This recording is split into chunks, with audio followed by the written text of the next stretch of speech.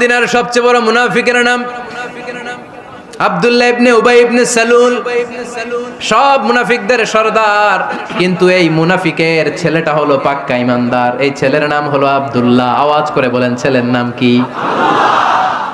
আব্দুল্লাহ ইবনে উবাই ইবনে সালুল মুনাফিক সরদার যখন ইন্তেকাল করলো, সাইয়েদনা আব্দুল্লাহ রাদিয়াল্লাহু তাআলা আনহু বিশ্বনবীর কাছে এসে চোখের পানি ছেড়ে ডেকে বলে, নবী আপনিও জানেন আমিও জানি, মদিনার সবাই জানে আমার আব্বা মুনাফিকদের সরদার, কিন্তু আমার মন তো মানে না, আমার তো পিতা, আমার তো বাবা লাগে, আমার তো মন মানে না।